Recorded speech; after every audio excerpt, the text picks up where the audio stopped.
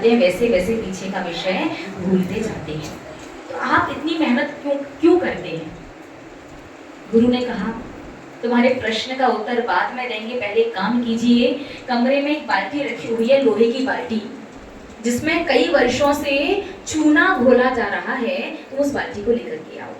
उस बाल्टी को लाया गया तो बाल्टी में चारों तरफ चूना चिपका हुआ, चूना समझते ना, ये चिपका हुआ था। गुरु ने कहा कि इसमें पानी डालो।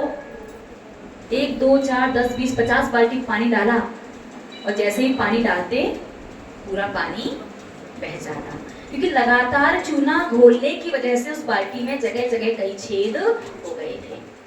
गुरु ने 50 बाल्टी पानी डालने के बाद पूछा कि अब तुम्हें इस बाल्टी में क्या दिखाई दे रहा है? तो शिष्य ने कहा कि एक भी बूंद पानी बचा ही नहीं, इसमें इतनी मेहनत फालतू में की। 50 की 50 बाल्टी पानी डाला, एक बूंद पानी नहीं बचा। गुरु ने कहा नहीं, ध्यान से देखो, भले ही एक भी बूंद पानी ना ठहरा हो, लेकिन चारों तरफ जो चूना चिपका हुआ था वो चूना भी पानी के साथ धुल धुल करके बह गया। अब आपको बाल्टी के छेद स्पष्ट दिखाई दे रहे हैं। अब आप छेदों को बंद करके जब भी पानी भरोगे, पूरा की पूरा पानी उसमें रुक जाएगा। महानुभाव, इसी प्रकार से आचार्य भगवंत समझाना चाहते हैं कि हमारी आत्मा पर भी अशुभ कर्म का, पाप कर्म का, सांसारिक राग द्वेष का चूना लग चुका है। और जब हम बार बार प्रवचन सुनते हैं, माँ जितवाणी का अध्ययन करते हैं, स्वाध्याय करते हैं, तो वो चूना लगने की वजह से जो छेद हो चुके हैं अशुभ कर्मों की, तो सारी माँ जितवाणी, उसका ज्ञान, सब कुछ बह जाता है। आप लोग भले ही प्रवचन भूल जाओ, भले ही प्रवचन समझ में ना आए, स्वाध्याय करो, स्वाध्याय का विषय भूल जाओ, लेकिन फिर भी अगर समय मिले तो डेली स्वाध्याय करते रहना चाहिए। स्वाध्याय करते रहने से पाप कर्म का चूना धुल जाएगा, अशुभ कर्म की गलतियों के छेद दिखाई देने लगेंगे। जब छेद दिखेंगे तो माँ जिनवाणी का जरा सा लेप लगाने से वो छेद बंद हो जाएंगे, और भगवान की वाणी जब आपके हृदय में ठहरेगी तो यही वाणी केवल ज्ञान प्राप्त करा करके आपको भगवान बता देगी। तो हमेशा याद रखिए, भले ही कितना भी प्रवचन सुनो, शास्त्र स्वाध्याय करो, सब कुछ भूल जाओ, फिर भी अगर समय की अनुकूलता बनती है तो निरंतर प्रवचन सुनना ही है, स्वाध्याय करना ही है। क्यों? ये शास्त्रों में लिखा है कि भगवान जिनेंद्र देव की वाणी का अगर एक शब्द भी आपके कानों में जाता है, याद रखिए, जिनवाणी का शब्द, जनवाणी और मनवाणी नहीं होनी चाहिए। जिनवाणी का शब्द अगर एक शब्द भी कान में जाता है तो एक शब्द से असंख्यात अशुभ कर्मों की निर्जरा होती है। कितनी निर्जरा? असंख्यात निर्जरा। 3 प्रकार की निर्जरा है। निर्जरा यूं तो कई प्रकार की होती है, लेकिन सामान्यतः श्रावक 3 प्रकार की समझता है। संख्यात गुणी, असंख्यात गुणी, अनंत गुणी, गुण श्रेणी भिन्न भिन्न प्रकार से होती है। लेकिन आज हम आपको 2 निर्जराओं में अंतर बता रहे हैं, एक संख्यात गुणी और एक असंख्यात गुणी। माँ जिनवाणी का एक शब्द भी प्रतिदिन सुनते हुए अगर आप धर्म करते हैं तो आपका हर धर्म असंख्यात गुणी कर्म निर्जरा करवाएगा। और बिना माँ जिनवाणी सुने आप धर्म कर रहे हैं तो शायद नहीं, असंख्यात हो भी जाए, लेकिन मुख्यतया अगर देखा जाए तो सामान्य रूप से संख्यात गुणी निर्जरा होगी। थोड़ा मुश्किल विषय हो गया शायद, है ना? इजी करते हैं। अगर डेली आप एक पंक्ति का स्वाध्याय कर रहे हैं, एक पैराग्राफ पढ़ रहे हैं, किन्हीं भी साधु का कोई प्रवचन सुन रहे हैं, या फिर आप किसी से धर्म को लेकर के कोई प्रश्न भी पूछ रहे हैं, ये स्वाध्याय 5 प्रकार का होता है। वाचना, शास्त्र पढ़ना, प्रश्ना, कोई प्रश्न पूछना, अनुप्रेक्षा, 12 भावनाओं का चिंतन करना, चौथा आमनाएं, आज तक जो आपने पढ़ा है, सुना है, उसका चिंतन करना, 5वां धर्मोपदेश, प्रवचन सुनना। 5 प्रकार का स्वाध्याय है। आप डेली 5 प्रकार में से किसी भी प्रकार का एक प्रकार का स्वाध्याय करते हैं। स्वाध्याय जिनवाणी का, जनवाणी और मनवाणी का नहीं। एक शब्द भी यदि डेली आपके कानों में जा रहा है, आपके मन में जा रहा है, तो आपकी की गई धर्म की हर क्रिया असंख्यात गुणी ज्यादा कर्मों की निर्जरा करवाएगी। और नहीं जा रहा है तो असंख्यात गुणी हो भी जाए और ना भी हो, लेकिन संख्यात गुणी जरूर। आप धर्म करोगे, जैन धर्म लड्डू की तरह है, ऊपर से नीचे से, आजू से बाजू से, आगे से पीछे से, कहीं से भी खाओ मीठा ही लगता लगेगा। लड्डू का नाम से खुश हो गए शाबाश। और ऐसे मौसम में चूरमा का और मिल जाए, ऊपर नीचे आजू बाजू आगे पीछे कहीं से खाओ मीठा ही लगेगा। लेकिन अगर उस लड्डू में घी बूरे आटे का अनुपात बिगड़ जाए तो स्वाद भी थोड़ा सा बिगड़ जाएगा। आप धर्म कैसे भी करें, धर्म हमेशा कुछ ना कुछ फल जरूर देगा। लेकिन माँ जिनवाणी का एक शब्द सुनते हुए धर्म करेंगे तो असंख्यात गुणा ज्यादा फल देगा। संख्यात और असंख्यात में कितना अंतर है। जब ये प्रश्न आचार्य भगवंत कुंद कुंद स्वामी से पूछा गया तो कुंद कुंद स्वामी ने अष्टपाहुड़ ग्रंथ में लिखा है, संख्यात का मतलब एक सरसों का दाना, सरसों समझते हैं ना, एक सरसों का दाना मतलब संख्यात, और सुमेरु पर्वत के बराबर इतना मानो असंख्यात। ये तो दृष्टांत है, इससे बड़ा होगा। अंतर समझ में आया? सामान्यतया धर्म कर रही हो तो अगर एक आइडिया लगा करके चले, संख्यात कर्मों की निर्जरा हुई तो सरसों के दाने के बराबर हुई।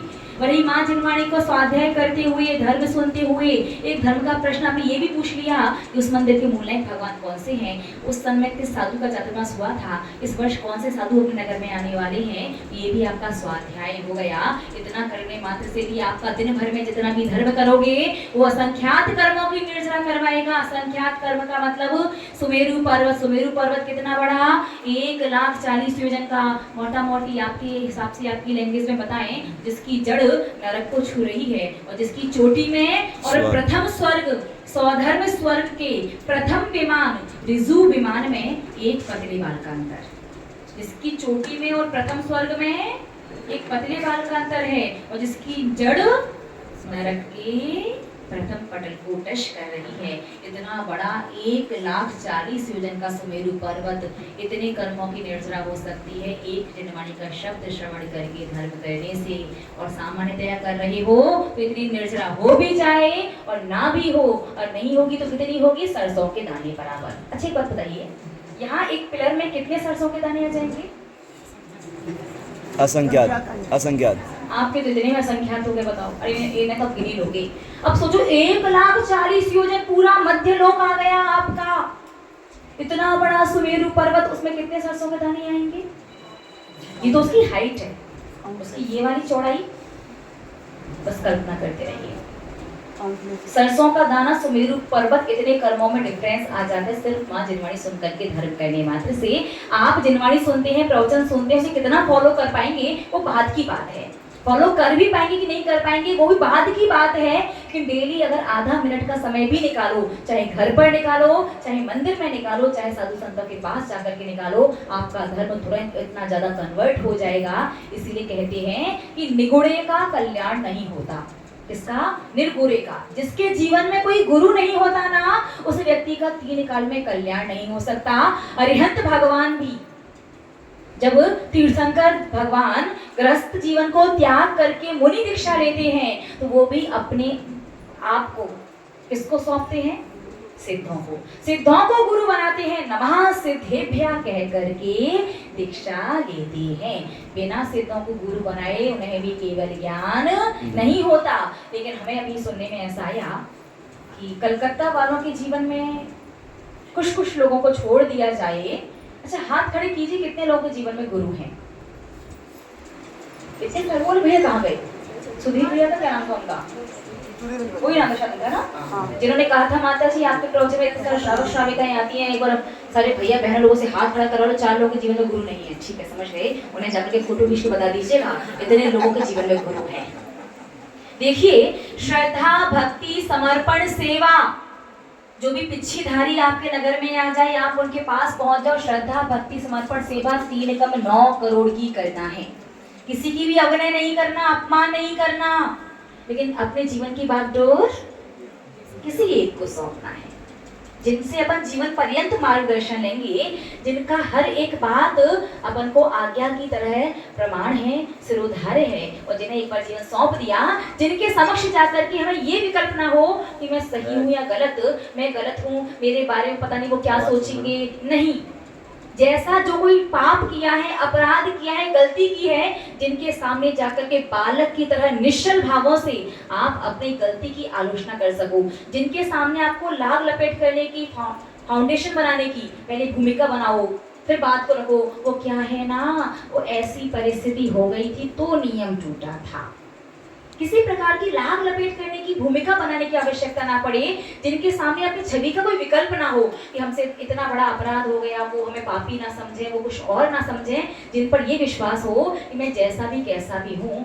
वो मेरे गुरु मुझे उस तरह से स्वीकार करेंगे और मेरी गलतियों को सुधारेंगे, मेरा कल्याण करेंगे। हृदयासन पर, हृदय की वेदी पर जीवन में एक बार जिसे स्थान दे दिया जाता है, जब तक वो समाधिस्थ ना हो जाए या फिर आप दीक्षा वगैरह लें या फिर कुछ और करें, तो गुरु भले ही बदल सकते हैं, नहीं तो एक बार हृदय आसन पर, हृदय की वेदी पर जैसे स्थान दे दिया ना, ऐसा नहीं कि 20 रुपए का श्रीफल आता है इस चातुर्मास में इनके पास और दूसरे चातुर्मास में जो साधु है उनके पास, इस प्रकार नहीं होता है।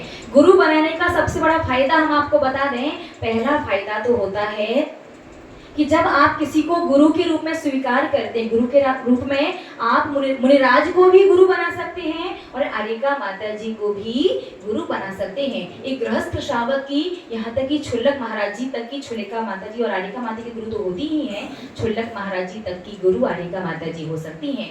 मुनिराज की गुरु आरिका माता जी नहीं हो सकती, बस ठीक है। बाकी छुल्लक, छुलिका, आरिका, गढ़नी सबकी गुरु आरिका माता जी हो सकती हैं। तो गुरु किसे? आरिका माता जी या मुनिराज को। जब एक बात याद रखिएगा, साधु की कभी परीक्षा नहीं लेनी चाहिए और गुरु बिना परीक्षा के बनाना नहीं चाहिए। अच्छे से परीक्षा ले लो, क्योंकि पूरा जीवन सौंपना है। आगम के अनुकूल है या नहीं, विचार मिल रहे हैं या नहीं, और आगे चल करके जीवन पर्यंत आप उनकी आज्ञा को पाल पाएंगे या नहीं। ऐसा तो नहीं कि आज सब ठीक है तो ठीक, कल आप उनसे विवाद करने लग जाएं, आर्ग्यू करने लग जाएं, आप उनसे तेज आवाज में बात करने लग जाएं। एक साधु की कभी भी श्रावक को परीक्षा नहीं लेनी चाहिए। एक मुट्ठी आहार देने के लिए आप परीक्षा लेने के अधिकारी नहीं हो, लेकिन कहते हैं पानी पियो छान कर और गुरु बनाओ जानकर। गुरु बनाने से पहले परीक्षा ले सकते हैं, लेकिन गुरु बनाने के बाद फिर परीक्षा नहीं ली जाती। एक बार हृदयासन पर जैसे स्थान दे दिया, उनके समक्ष जाकर के श्रीफल चढ़ा करके उनसे निवेदन किया जाता है कि आपको तो हमने अपने गुरु के रूप में स्वीकार कर लिया, आप हमें अपने शिष्य के रूप में स्वीकार करें। और अगर वो आपको आशीर्वाद देके ऐसे निकाल दें, तो मानो आपका श्रीफल वो 20 रुपए में काउंट हुआ है। क्योंकि कोई गुरु जब किसी को शिष्य के रूप में स्वीकार करता है, तो जब से आपका जन्म हुआ वो आपसे डेट ऑफ बर्थ पूछेंगे, और डेट ऑफ बर्थ पूछ के पूरा काउंट करके कैलकुलेट करेंगे। आज तक की डेट में जब आप गुरु बनाते हैं, पूरा कैलकुलेट करके आपको अभी तक के जीवन का अनजाने में जो गलतियां हुई हैं या जान करके भी की हैं, लेकिन आप भूल चुके हो जिन गलतियों के बारे में, सभी गलतियों का समुच्चय प्रायश्चित देते हैं। और जो गलतियां आपको याद रहेंगी उनकी आप आलोचना करके प्रायश्चित देते हैं। गुरु बनाने का सबसे बड़ा फायदा, अनजाने में हुई गलतियों का सबका समुच्चय प्रायश्चित, जान करके भी की है, याद नहीं है, उनका भी प्रायश्चित मिलता है। साथ ही साथ में जो गलतियां याद हैं उनकी आलोचना करके प्रायश्चित देने से अपने इस भाव में जितना भी पाप कर्म बांधा है, 84 से 86% तक पाप कम हो जाता है। 14 या 16% बस आपको अपना शुभ कर्म भोगना होगा, और उसके बाद बस एक ही नियम होता है, ना तो प्रतिमाह ना प्रतिवर्ष आप जाएं, वो अच्छी बात है, लेकिन पूरे जीवन में गुरु बनाने के बाद पूरे जीवन भर में बस एक बार और अपने गुरु के पास जाना होता है, ताकि गुरु बनाने से लेकर के संसार से जाने तक के बीच का जो समय है उसका आप पुनः प्रायश्चित दे सको। और जिसने गुरु बना करके अपने संपूर्ण जीवन का प्रायश्चित दे लिया, ऐसे जीव की दुर्गति नहीं होती। गुरु बनाने का सबसे बड़ा फायदा, आप अपने आप को नरक और तिर्यंच गति में जाने से बचा सकते हैं। यद्यपि विचार तो हमने कुछ और किया था सुनाने का, लेकिन अभी जब मंदिर से आया, सुधीर भैया नाम है उनका, है ना, उन्होंने कहा था माता जी आप कहते हैं कि अभिषेक के बाद अपने अपने मन में अपने अपने गुरु का लीजिए, आप कलकत्ता में हाथ उठवा के देख लीजिए, नहीं है गुरु किसी की। वैसे हमें डाइजेस्ट हुआ तो नहीं था, बट हमें देखिए आप हमें कितना जानते हो हमें नहीं पता, हमें लगता है हम थोड़ा थोड़ा आपको जानते तो हैं। हमने उसे यही कहा कि हाथ उठवाए तो हाथ ज्यादा ऊपर होंगे, नीचे हाथ कम होंगे लोगों के, और सच में यहाँ यही हुआ। अधिकांश लोगों के हाथ खड़े थे कि हमारे जीवन में कोई ना कोई गुरु है। जिनके जीवन में गुरु है अच्छी बात है, जिनके जीवन में नहीं है वो अपनी खोज को निरंतर जारी रखें, यथाशीघ्र गुरु को खोज करके अपना जीवन सर्वस्व उन्हें समर्पण कर दें। गुरु का मतलब ये नहीं होता कि कोई पाबंदी या कोई विशेष नियम, गुरु का मतलब बस आत्मसमर्पण। सच्ची श्रद्धा भक्ति से जिनके प्रति समर्पित, जिनका हर एक शब्द आज्ञा की तरह आपको प्रामाणिक हो, जिनकी हर एक बात आपको श्रोधार्य हो, और बाकी सारी गलतियों का प्रायश्चित, बस इतना सा। और सेवा समर्पण भक्ति कितने साधुओं की? सिर्फ अपने गुरु की है ना, सभी, पिछी कमंडल धारी की, सभी की। परीक्षा किसकी? किसी भी साधु की नहीं, गुरु की भी। कब? गुरु बनाने के पहले, गुरु बनाने के बाद कोई परीक्षा करने के अधिकारी नहीं। जीवन में 3-4 बातें ध्यान रखना, कभी भी संतवाद, पंथवाद और ग्रंथवाद, इन 3 चीजों में नहीं पढ़ना। बस आप तो सच्चे देव शास्त्र गुरु के भक्त बन के रहना, तो कल्याण जल्दी हो जाएगा। संतवाद समझते हैं? संतवाद यानी पर्टिकुलर यही संत, ये साधु आएंगे, इस संत के आएंगे तो हमारे, नहीं तो डंगोरिहंताड़म, हम बहुत व्यस्त हैं। पंथवाद, पंथवाद का समझते हैं ना? हाँ भैया, 13 पंथी, 13.5 पंथी, 16 पंथी, 20 पंथी, सोनगढ़ी, तारण पंथी। मुझे समझ में नहीं आता, जब आप भोजन करते हो या मार्केट से हर सब्जी खरीदते हो, तब भी ऐसा करते हो कि इस दुकान से 20 पंथी ने खरीदी है, मैं नहीं खरीदूंगा। यही फैब्रिक, यही कपड़ा 20 पंथी या 13 पंथी पहनता है, मैं नहीं पहनूंगा। 13 पंथी के घर में शादी हुई है तो 20 पंथी वाले, 20 पंथी के घर में शादी हुई तो 13 पंथी वाले बच्चे अपनी शादी नहीं करेंगे। करते क्या? बोलिए ना, क्या बात है भाई। संसार में एकता का परिचय और मंदिर में सिंपल सी बात है, कौन सही कौन गलत क्यों इतना उलझते हो भाई? जब शास्त्रों में सारी बातें लिखी हैं, सुलझ करके चलो। आपको जो रुचि, आपको जो पसंद है, आप वैसा संसार में करते हैं, धर्म में ही वैसा करो। जिस मंदिर की जैसी परंपरा, जैसी आमने, जैसी विधि जो चलता है सो वहां चलने दो। आपको जो ठीक लगता है, आप 13 पंथी आमनाई को मानने वाले हो 13 पंथी को मानो, 20 पंथी को मानने वाले हो 20 पंथी को मानो। बस इतना ध्यान रखना, जिस मंदिर में जाओ उस मंदिर में विवाद मत करवाना, उस मंदिर के अनुसार चलना। अपना व्यक्तिगत मत अपने पास रखना। तो ना तो संतवाद होना चाहिए, ना पंथवाद, ना ग्रंथवाद। भैया समय साल की बातें होंगी तो ही हम सोने की तभी पढ़ेंगे। ये क्या बच्चों की कहानियां लेकर के बैठ गए हैं? याद रखना, बिना प्रथमान योग के किसी का भी कल्याण नहीं हो सकता। पहले प्रथमान योग का आश्रय लेना ही पड़ेगा। आज कोई भी व्यक्ति दौड़ने में कितना भी कुशल क्यों ना हो, लेकिन जब तक वो घुटने के बल या पेट के बल नहीं खिसका होगा, तब तक कोई भी बच्चा अपने पैरों पर खड़ा नहीं हो सकता। तो आज समझ में आया आप लोगों को गुरु का महत्व। ये 3 किन चीजों में नहीं पढ़ना है? संतवाद, पंथवाद, ग्रंथवाद। 3 किन चीजों का भक्त बन करके रहना है जीवन भर? देव, शास्त्र, गुरु। श्रद्धा, भक्ति, सेवा, समर्पण, वैयावृत्ति किनकी? समस्त कमंडल पिछीधारी की। लेकिन जीवन में गुरु एक। ठीक है, चलते हैं पुनः अपने विषय पर आते हैं। धर्म से महानुभाव, कल कुछ कह रहे हैं? अच्छा लो, प्रायश्चित। हाँ, पहले प्रायश्चित करवा दें। क्या लौंग लेकर के आए हैं? हाँ, अपने घर से जो लेके आए वो प्रायश्चित करो, जो लेके नहीं आए हैं वो नेक्स्ट पीढ़ी साधु से लेने का इंतजार करेंगे। एक दूसरे के द्रव्य से प्रायश्चित नहीं लिया जाता है, अपनी अपने द्रव्य से। तो निकाल लीजिएगा शिक्षा के साथ फूल वाली लौंग, है ना। अगर आपके रिश्तेदार बैठे हैं उनसे ले सकते हो, रिश्तेदार समाज वाले से नहीं ले सकते, मिलने जुलने वाले से रिश्तेदार उनसे ले सकते हैं। ज्योति ले लेना, ज्योति फूल वाली 2 लौंग है ना। मंदिर से हाँ, आपके पिताजी का ही है? पिताजी का है, भगवान जी का था वो पिताजी। माता जी रिश्तेदार का नए रिश्तेदार जो बने। हाँ, चावल ले सकते हैं अगर,